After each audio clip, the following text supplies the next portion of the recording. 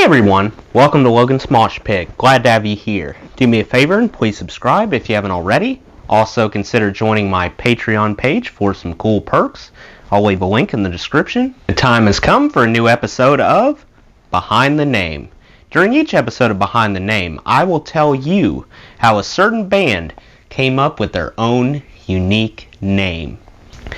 In this case, we will discover how much experimenting it took before My Chemical Romance was set in stone.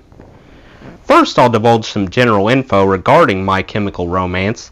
After that, I'll break down the barriers that have been blocking their identity from fans. Let's begin. My Chemical Romance hatched in 2001. Their initial lineup melded vocalist Gerard Way, lead guitarist Ray Toro, rhythm guitarist Frank Iero, bassist Mikey Way, and drummer Matt Pellissier, respectively. This lineup stayed quite stable over the course of 4 intense albums, except for the drummer position, which varied several times. I Brought You My Bullets, You Brought Me Your Love introduced fans to MCR in 2002. 3 Cheers for Sweet Revenge soon followed 2 years later. Their fortitude culminated in The Black Parade, and they capped that off with 2010's Danger Days. The True Lives of the Fabulous Killjoys.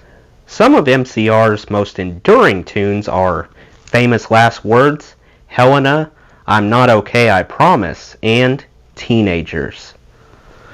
So how exactly did the guys come to the conclusion that My Chemical Romance was the correct choice? Well, Gerard's brother Mikey used to work at a library. One day, Mikey showed up for his shift and began browsing through the bookshelves as usual to make sure everything was in its proper place. Then he stumbled upon a book called Ecstasy, 3 Tales of Chemical Romance by Irvine Welsh. Mikey was immediately intrigued.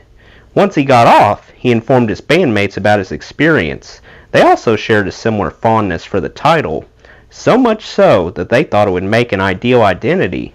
However, Gerard indicated that he wanted to add something extra to Chemical Romance. He emphatically insisted that the word my should be inserted in front of it because he believed that it reflected his predicament in which he developed a dependency on certain substances to cope with pain.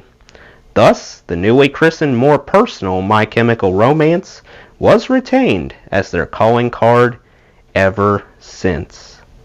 Well, now you know how My Chemical Romance got their name. What other band's origin stories would you like to hear? Let me know in the comments. Before I go, I want to give a special shout out to my supporters on Patreon, Matt and Stacy from Canada. That does it for today's video, guys. I hope you enjoyed. Make sure to like, comment, and subscribe if you haven't already. I really appreciate the support. I'll see you next time. Till then, rock on.